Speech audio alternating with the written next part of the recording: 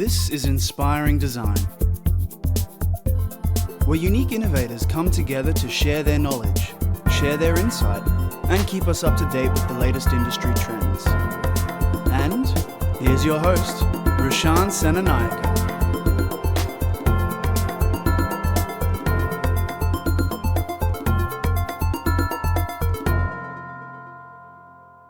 What's up, listeners? Welcome to a brand new episode of Inspiring Design. We're continuing on with Season 3, and I'm your host, Roshan Senanayake. Today is yet another international recording with a very special guest, Lavinia Iosub from Bali, Indonesia. Lavinia is originally from Romania, and she's a future of work enthusiast and the managing partner of Livit International, a service provider and a support system for startups. Together with a team of awesome individuals, Lavinia helps entrepreneurs and their teams accelerate their business by offering inspiring co-working and shared offices in Bali, as well as business support consultancy services internationally. She's a firm advocate of productivity, innovation, community, business success, and adventure, as you should go hand in hand. She has worked and studied and lived in 8 countries and 4 continents and has visited an incredible 35 plus countries. That's just awesome. So before we get into the world of startups, co-working, she's experimented with banking, NGOs, event management, and worked with a variety of global renowned brands and their representatives, such as The Economist, Facebook, and Microsoft, as well as some celebrities. She's the right lady to speak about today, this most important topic, the future of work. So I'm excited, and let's get into it. Welcome to the show, Lavinia. Thank you so much for having me, Roshan. Can we start off with some background, and what's your story? Sure. You've already given quite a bit of background on me. I'm Lavinia. I was born and raised in Romania. I have lived, studied, worked on 4 continents so far. That's pretty impressive. It's a journey that has carried me through different kinds of experiences and circumstances, cultures, and so on, which I'm very grateful for, and I would not do it any other way. Yeah. I'm currently residing in Bali for 2/3 of the year. I am a digital nomad or location independent entrepreneur for the rest, where I travel while I work for at least a few months a year. Yeah. And I spend a bit of time back in Europe with my family as well. I'm really excited to be talking about the future of work with you today, and not only work, but like work's such a big part of our lives. So, absolutely. So when we talk about the future of work, we talk about the future, really. Exactly. And to me, on a personal level, I think work is about how you contribute towards society. So if it needs to align with your passions, and absolutely, you're exactly right.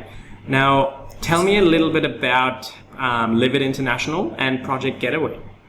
Sure. So, Livit International is a support system for startups. I like to call it a support system.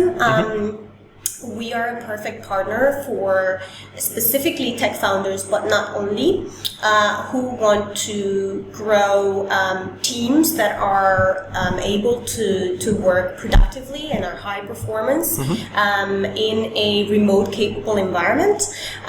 We are a perfect partner for people who want to set up in Bali, either with their company or part of the team, temporarily or long term.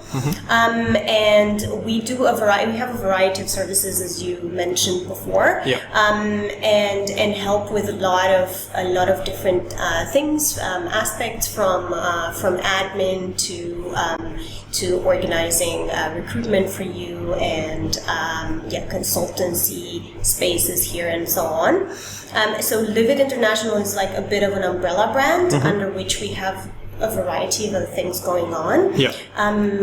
We just had a tour together of Livit Hub Bali, which is one of our brands, and it's a 4-story startup and co-working innovation hub in here in Bali. It's got a variety of spaces of all kinds for all the needs of entrepreneurs and teams. Project Getaway by Livit is also one of our brands, and what we do is that we curate getaway experiences and workcation experiences, which is work plus vacation. Wow. For either founders, where we select a group of people from all over the world and we bring them in Bali so they work with each other, inspire each other, and help each other level up their businesses. Or for your team, if you want to either pool your remote team here in Bali or bring a team that is located somewhere else, for a bit of a work, productivity, inspiration, headspace, also bonding with others, and so on. So we basically organize this experiences that bring people out of their day-to-day routine in an inspiring, chore-free environment, because we take care of everything, and allow them the chance to be inspired, dream big, and level up. That's awesome. How did you come up with that? So I'm the managing partner at Livit. We are two partners. My partner, who's called Michael Bodekar, is the founder of Livit. Livit started as a small community of founders, co-working, co-living community. So he actually has a really interesting story. He is a corporate escapee, as we would call them nowadays, right? From a big consultancy firm, and he came to Bali and he said, enough with this drudgery and everything. Let's see what else can we make happen in this changing world of work, right? And this was happening about 10 years ago. Wow. When hashtag none of those things were trending, right? Yep. So he started living and working together in a villa with this other entrepreneurs. And then Livit over time developed as a support system for people who want to do the same thing, right? Like want to build disruptive businesses that are changing the world in a smaller or bigger way, as cheesy as that sounds, but also don't want to give up on work-life balance and really enjoying a great full life. So Michael came up with the idea, and then a few years ago I took over and added a few things to the business model. We are now able to impact a variety of different types of entrepreneurs and teams. We've also built the hub that we're in right now, and the future is looking bright and exciting. That's pretty incredible, and I think it's almost something that a lot of people are seeking without even their own knowledge of it. So that's incredible that you've achieved this, and congratulations. Thank you. So we're here to talk about the future of work and understanding the vision that you've had and how you've developed that with Livit International. How do you see Industry 4.0 in the 21st century? Because we're back home in Australia, we're looking at Industry 4.0 as the start of this decade, and we're about to enter into that next transition. It's still evolving. Excuse me. Most people don't know what that's going to look like, and especially in educating and training our next generation who are going to be the leaders of tomorrow. How do you see Industry 4.0 and what the 21st century future of work looks like? So from the point of view of work, right? I think what we see is that the way work's going to look in 5, 10, 20 years from now, or even right now, is vastly different from what it looked like 50 years, 20 years, 10 years, Absolutely. Or even 5 years ago, right? What's going on? There are the variety of factors or causes for that. But really what's happening is that we see a shift from work being a place, an office. I go to work and I'm at work, even if I'm drinking coffee and talking to my family, right? To work being an activity or an experience. And what that means is it shifts this strong link between where you are physically with doing work, right? And so we see location independence arising, which means you can do work from anywhere. That means you can be home, or you can be traveling the world, which is otherwise known now as digital nomadism, right? Laptop lifestyle. Laptop lifestyle. So that's something that's changing a lot. We see remote work being adopted by a lot of big and significant organizations to a certain extent, but we also see remote first, what we call remote first organizations that started off as doing remote work, becoming like taking over the world, becoming very big. And together with that, a number of other shifts are happening.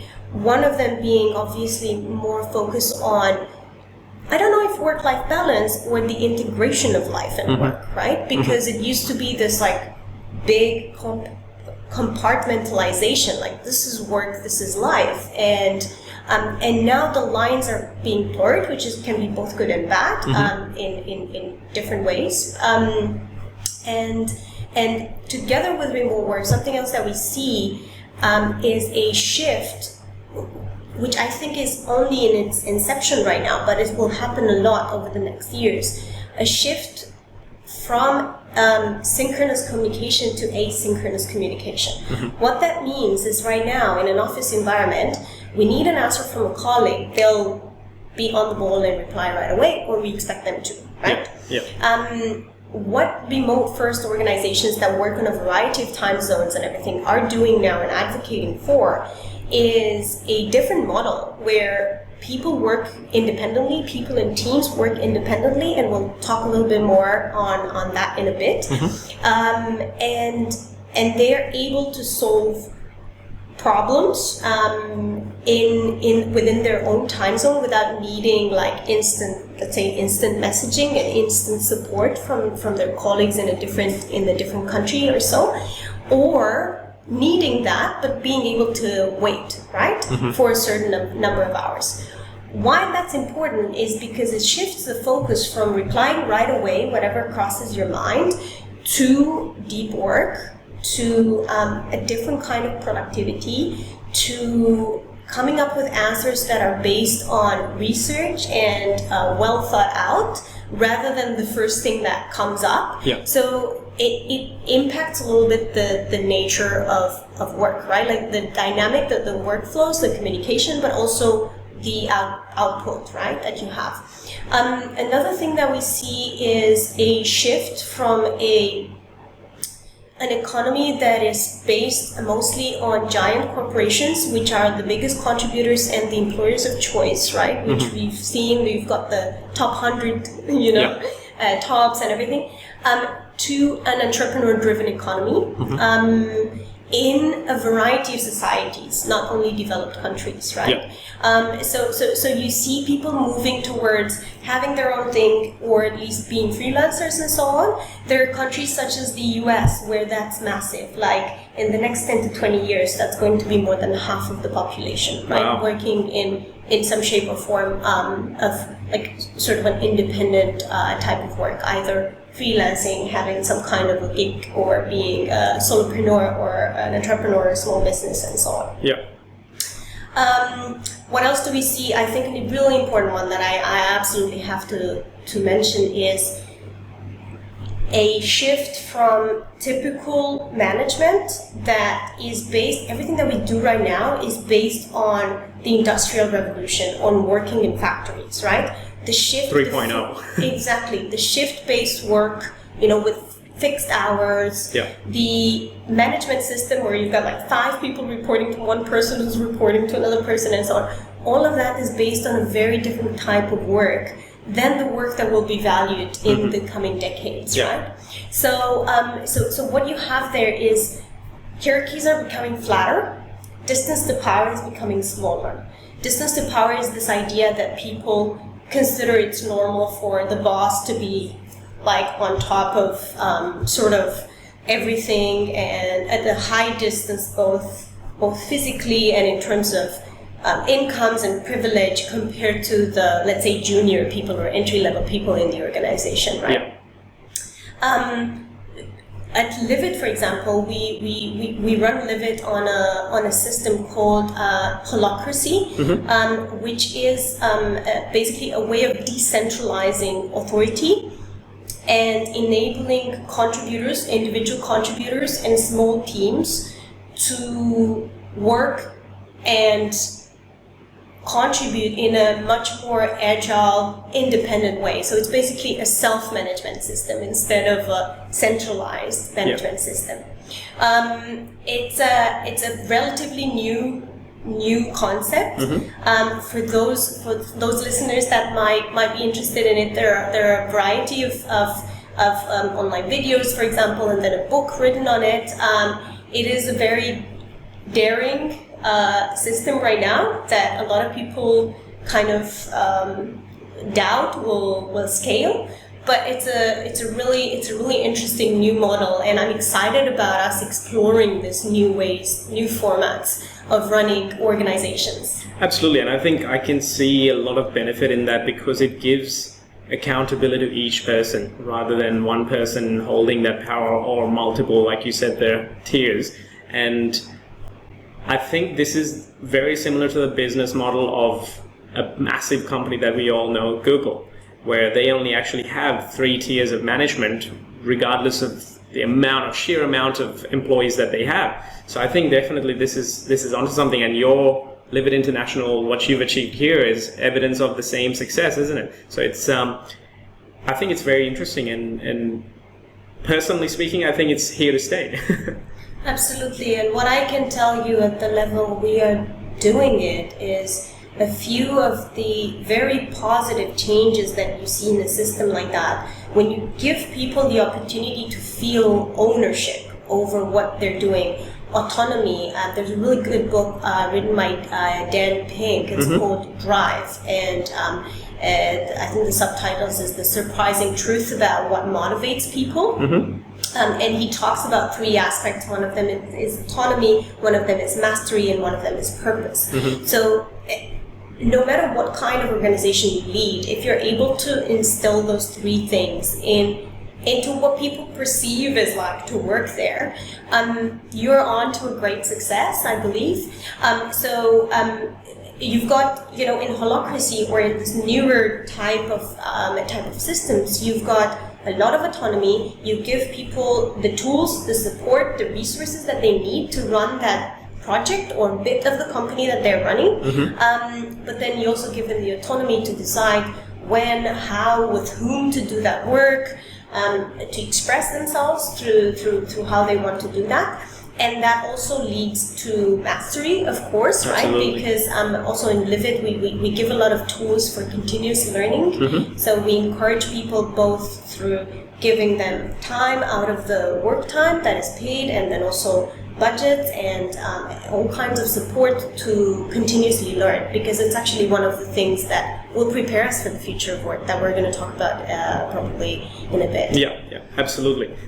I love it. And this is something that I think a lot of people are searching for, but they're not aware of what that's called. And you've given them a clear direction to go and learn about it. That's perfect. Now, if we're breaking down what the key skills are to succeed in this future of work that has a lot of gray areas, but you've actually defined and broken that down a lot, what are the key skills that you think are required on an individual basis, so that a lot of my listeners are teachers and students, so they can actually consciously go out and upskill and increase their skills currency?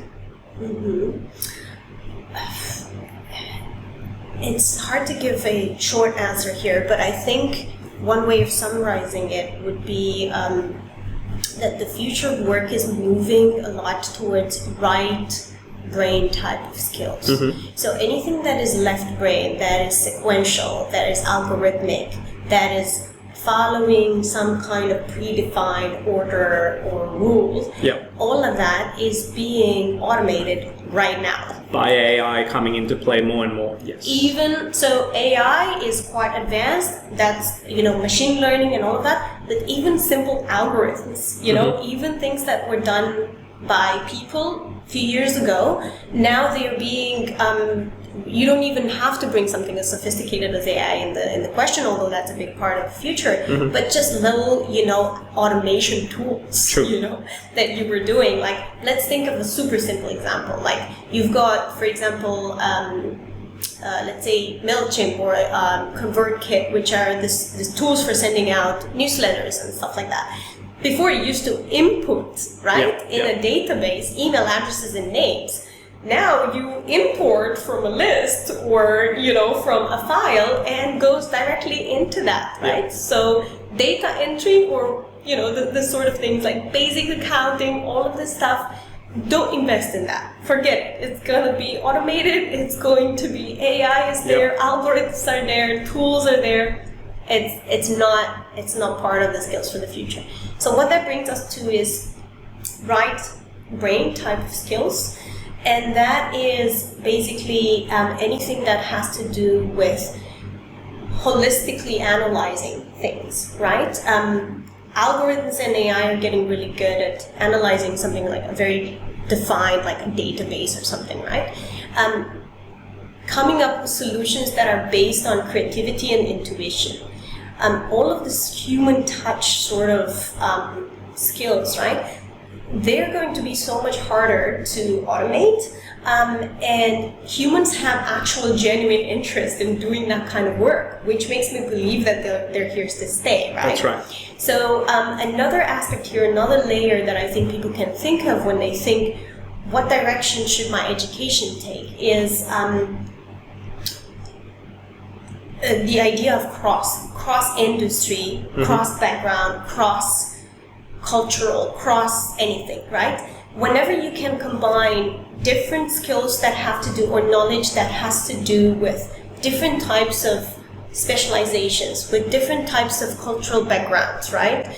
With different types of fields, you're a winner there, because the world is going more towards niches, right? So you will be relevant if you're able to pull in more types of information and more types of skills and create something unique and new with Absolutely. And actually, this is a bit of a throwback to season 1, where I got to speak with Leanne Kemp. She's the Queensland Chief Entrepreneur, and that episode was on skills currency, and she spoke about this exact value of doing that, gaining experience from multiple industries, multiple companies, or whether that's multiple skills. It's exactly what you're saying, to increase your skills currency value. And that's great advice. I think that's perfect. Where currently I think our students are battling that because they're in that system of specializing at a university level and then entering that industry in a very, very specific to work your way through the ladder as we know it. So do you have any advice or thoughts on how do you break out of that how do you break out of that? One key element here is mindset. Mm-hmm. And there are a few different aspects here. One important one is the fact that smart companies are now looking less at existing skills and more at attitudes and behaviors. And one of those attitudes, for example, is the acceptance that we now live in a world where you have to learn, unlearn, relearn, and fast, right? So this is not a world for the knowledge workers anymore. It's the world of the perpetually fast learning workers, if Absolutely. I am to say that, right? So, for example, when we're hiring for sometimes even senior positions, we look more at what's the track record of this person being able to adapt, being able to learn new things, being able to face a variety of situations and make the best out of them and thrive, and less about the actual things and titles and skills that are on their CV. Yeah. Because if you've got a person, we had experiences in the past where we had somebody who sounded perfect on paper and they had a lot of skills and a lot of experiences that qualified them for the job, but they refused to unlearn and relearn. Set in their ways too much. Exactly, right? Or they refuse to sort of make space for a different mindset, for a different way of looking at things, right? and that didn't work out, even if the person was perfectly qualified for the job. At the same time, we've had people who had nothing on their CV that was qualifying them for the job, but over years grew in the organization to take key, absolutely super important positions by having that attitude and behavior of learning a lot, loving it, thriving while doing it, being interested in multiple different things at the same time while specializing in something, but keeping their mind open to new things, to being challenged, to understanding that something we might have learned 10 years ago or 5 years ago or even 1 year ago might not be valid anymore. Absolutely, right? and that's I think what's scary for a lot of people, because they don't want to look at it's a failure, like you're wasting time if you're investing. It's exactly what you said. It's that mindset shift, and I think this is directly related to resilience and being able to fail forward.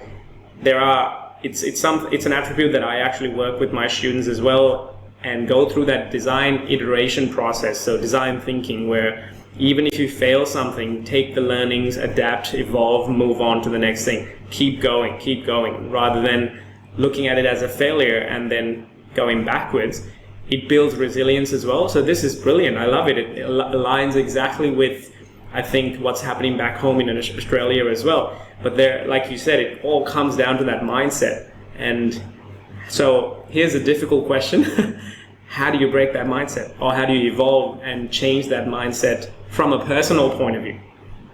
The mindset of being stuck in your own ways, or like sticking to what you've learned a while ago? Well, a bit of both, really. So if changing another person's mindset, it's I think a tall ask. Exactly. So it needs to come from within. It needs to be intrinsic, and when it is intrinsic, it actually sticks. It's more sustainable and it's stronger. So do you have any advice for students who want to explore this but are afraid of that mindset shift, to explore the opportunity, to see what happens as initial steps? I think the first tip would be to not be afraid, because if you're going to be afraid of something, you're going to actively avoid it, right? There's nothing to be afraid of. In the world of startups, we like to say that failure is a feature, not Absolutely. a bug, right? So basically, it's part of the process.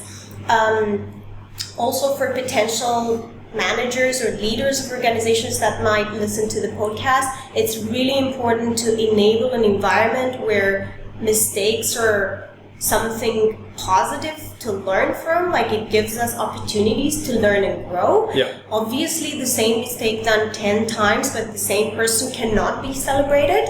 But mistakes made because we were trying something new, we were daring, we were, wanted to expand our horizons, should be celebrated, right? And that's the number one, because you were speaking of Google earlier. They ran this study on what makes amazing teams, high-performing teams, on like something like 60,000 people or something like that. And one of the top two things that came up was a safe environment when it comes to potentially being wrong or doing something wrong. Absolutely. Right?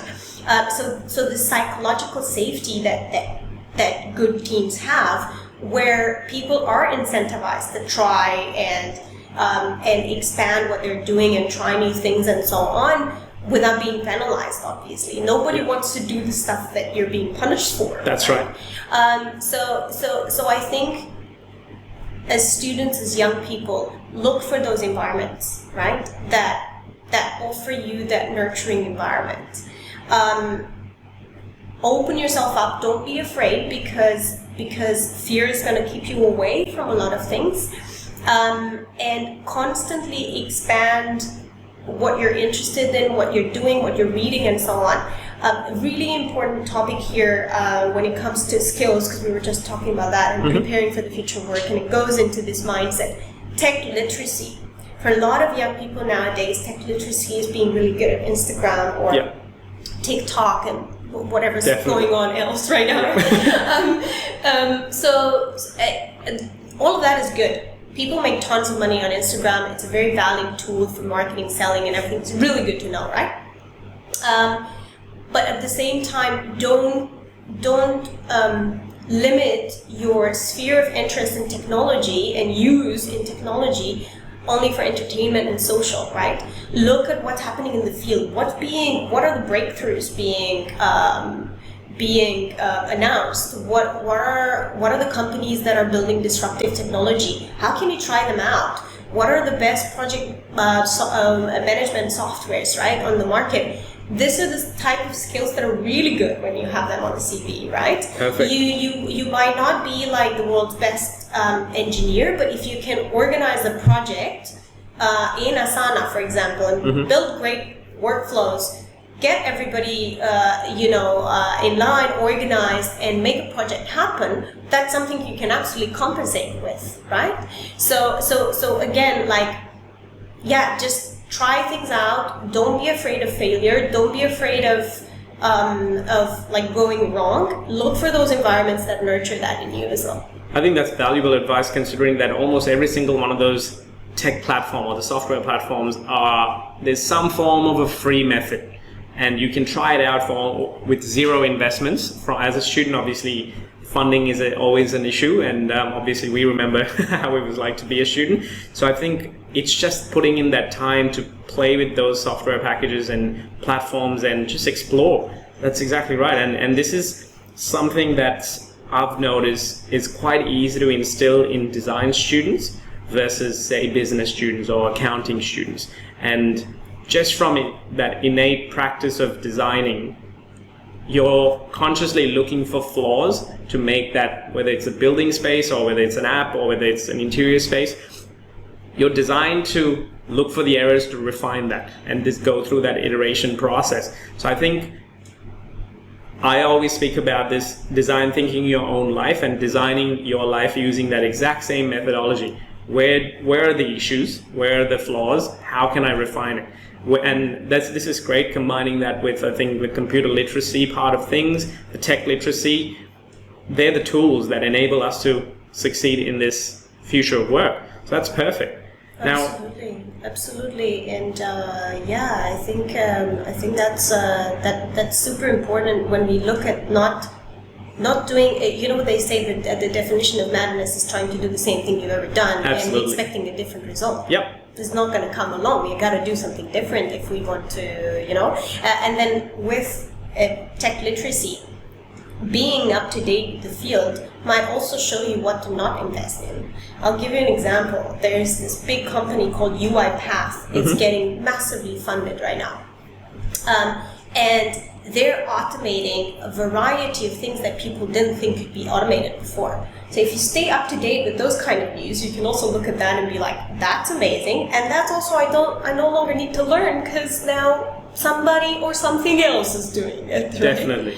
And like you said, the platform may not exist next year. So you need to be able to move, change, adapt, evolve, like you mentioned before. That's perfect.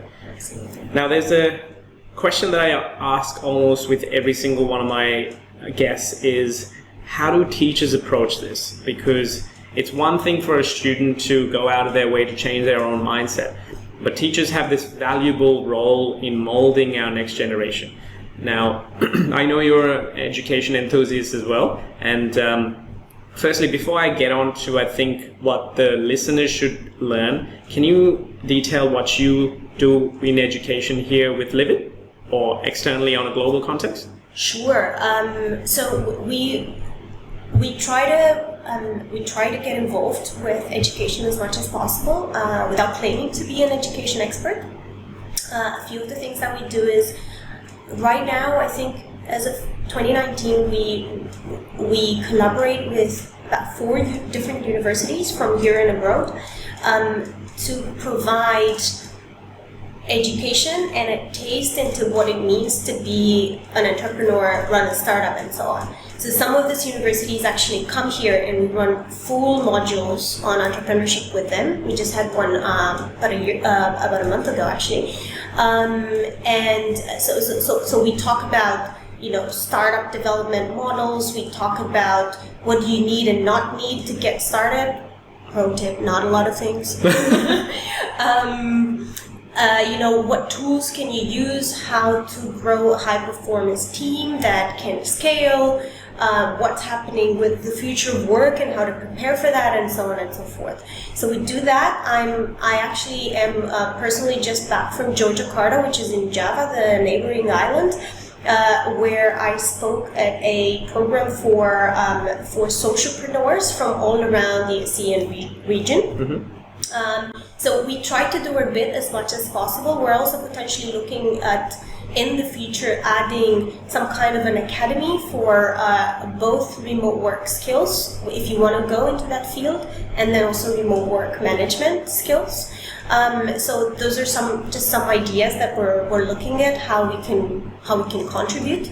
And obviously we have the consultancy bit of our business, where we teach how, basically do's and don'ts, and especially don'ts that we've learned over 7 years of building 7-figure businesses that have scaled beautifully, have a lot of teams all over the world, and obviously that's a very steep learning curve, right? That we're happy to share from. And that's perfect, because you're fast tracking whoever's working out of this hub to learn from your mistakes, so that they don't have to make the same mistakes. And sometimes you have to consciously go out of your way to learn from other people, but you've automated and streamlined that, and I'm sure all other companies here will be very grateful. Now, all right, that's pretty cool, but how do you think, in your expert opinion, that teachers should, what's the approach they should take to instill this in the future leaders of tomorrow? Because it's very difficult from an intrinsic point of, it's in contrast to it coming through as an intrinsic experience in terms of your mindset shift.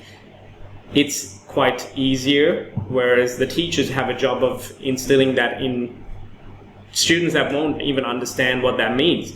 Do you have advice for teachers and educators that how they can facilitate the growth, looking at the people entering the industry in the next 5, 10, 20 years?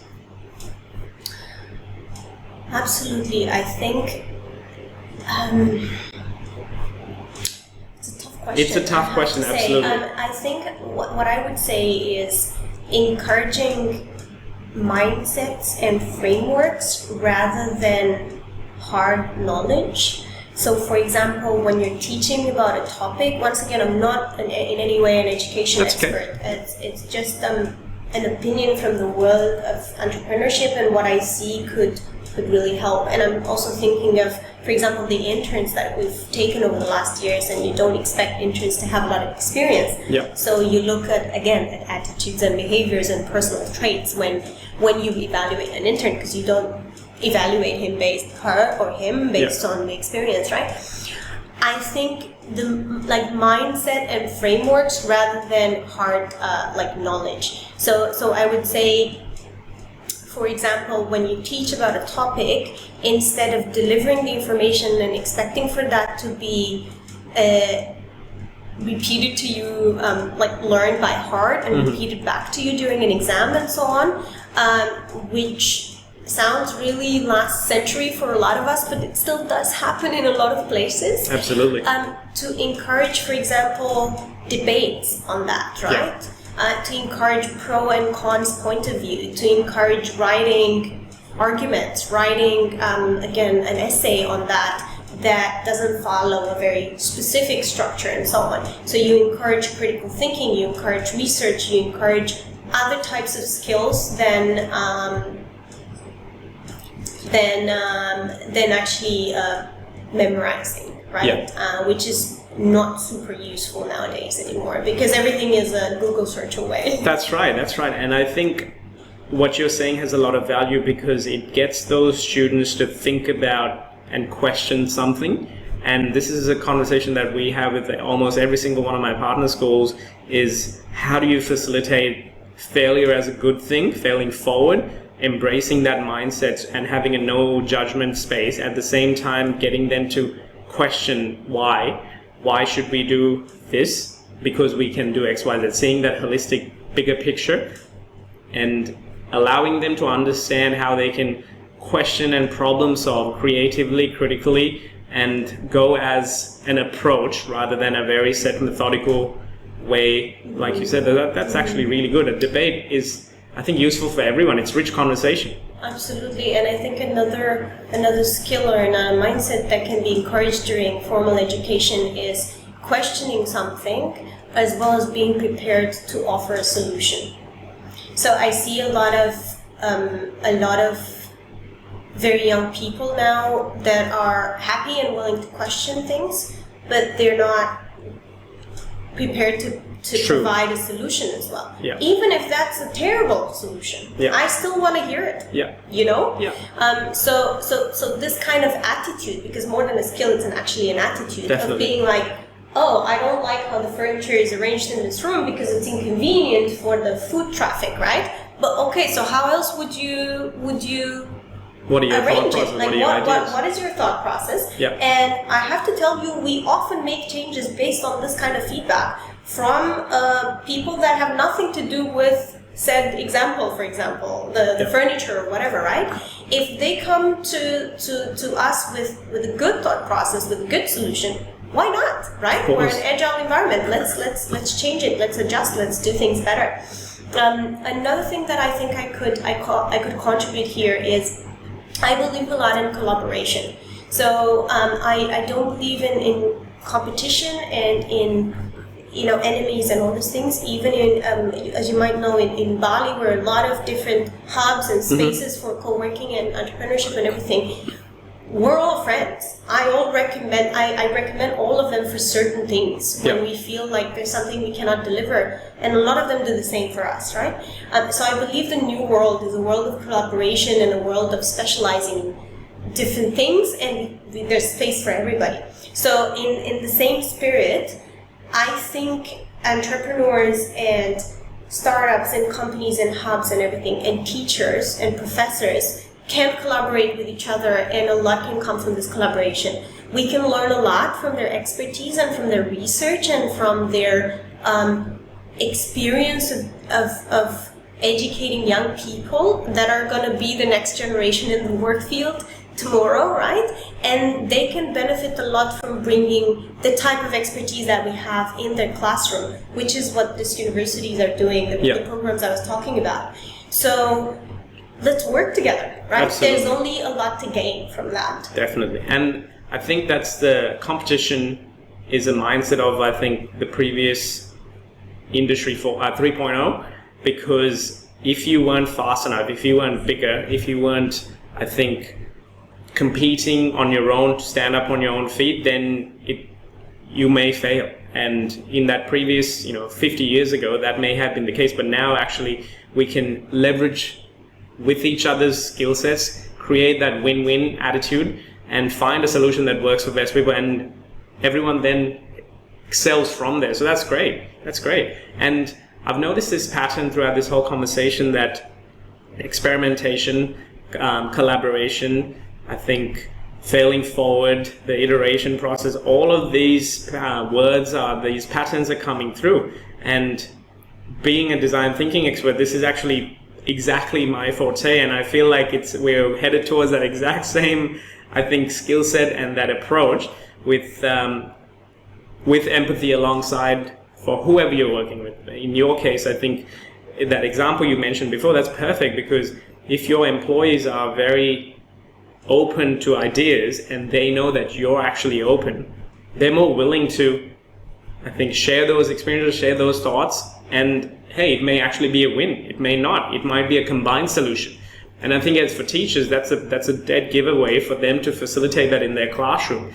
A zero judgment, open to ideas space where failing forward is actually looked as a good thing. And I'm going to give a shout out to Darren Rackham, and he's our school contact from Gold Coast Partner School. And this is something he's trying to instill for every single one of his students on a big scale. So I think they're very lucky to have, I think, Darren's leadership there. So that's incredible. I'm loving this because it's all these dots are connecting. One sort of thought here, because we're talking about design thinking and we're also talking about collaboration,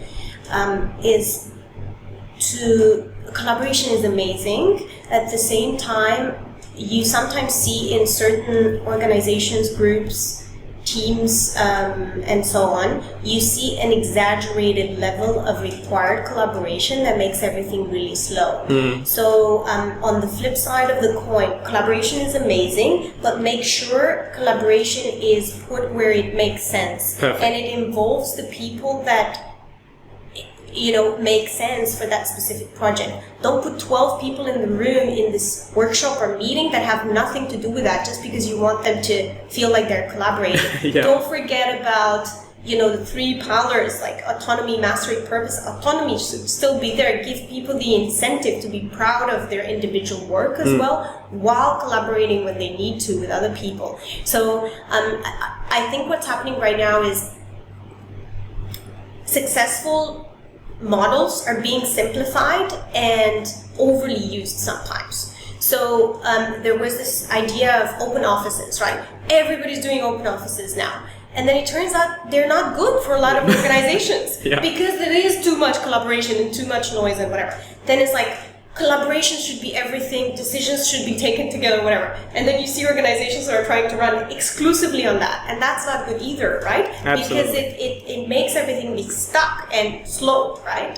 And this is, I think, the problem. A lot of people are used to parroting back knowledge. So they may read it in a book, they may hear a seminar or an expert talk, then they go back and then try to instill that just without anything else, any further thinking. It's just parroting back, and you're essentially following the herd without questioning yourself, going, how does this actually fit into your model, your specific context? Ask that why. And this is one of my favorite books is Start with the Why by Simon Sinek, and he talks about this, exactly giving that purpose. And I think what is the word he uses? It's accelerating the growth of your employees and giving them accountability by connecting that purpose to them. So this is perfect. I love it. Absolutely. We actually run a Find Your Why workshop for every one of our acceleration retreats with founders. There you go. Perfect. Well, unfortunately, that's all the time that we have. I feel like we could have gone for hours talking about this. But before we leave, do you have any last words or pearls of wisdom, advice for inspired listeners? Yes. Don't follow advice.